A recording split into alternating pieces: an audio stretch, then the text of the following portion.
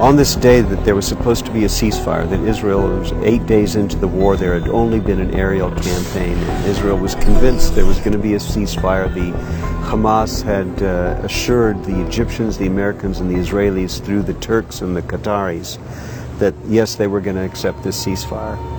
A half hour before the ceasefire begins, they open up with a barrage. It was something like 120 rockets that day. I remember that.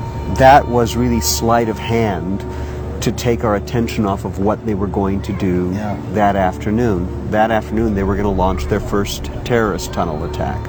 Several days before, there are a group of religious Jews from Bnei Brak who have a small factory that makes what's called matzah shmura. Matzah shmura means literally watched over matzah. It's like the uber kosher matzah for Passover, which has to be watched over from the time the first seeds are planted.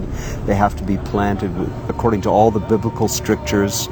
They're watched over all during the growing process, and every seventh year the land has to lie fallow. The land gets a Sabbath as well. It's a sabbatical year. So this group of religious Jews was looking for a large field of very green, unripened, tall wheat that they could harvest immediately and store for 2 years, because next year there won't be any wheat. They look all over Israel. They can't find anything that meets their needs. Finally, down in an area called Otef Azah, which is like the envelope of Gaza, right on the border, they find acres and acres of a wonderful field, 5 feet tall, super green wheat, planted according to all the biblical strictures. And they go to the farmers and they say, we want to make a deal to harvest all of it right now. And the farmers said, well, you know, we want to make sure we get the price for it that we would pay in September. And they haggle back and forth, and they say, it'll be a good deal for you. You won't have to work these extra 2 months, no irrigation, no upkeep costs. Just the expense of growing it, they won't be out. And you won't have to sell it piecemeal. We'll take the entire crop. You won't have to sell a little here and a little there, but we must harvest today, because every day that goes by, we're losing the ability to store it for 2 years. We want it at its greenest state. We're right now less than 3,000 meters from the border. That's a closed military area. It's the closest we've been so far, on the border. Close to Gaza land right now. Yeah.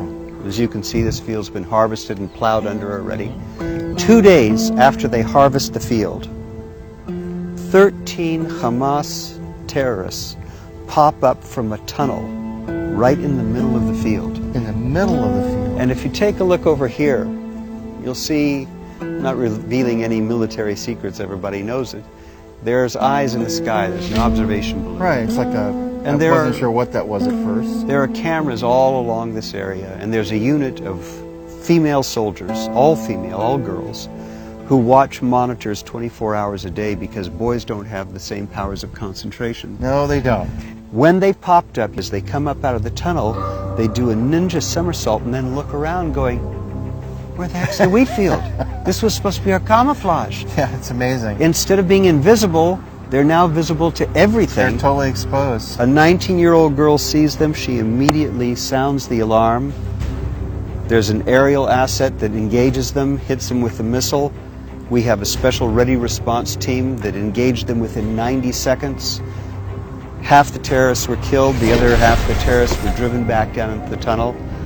And every newspaper account that you'll find will tell you, but for those religious Jews who were following biblical strictures, we would have had a disaster. I was in one.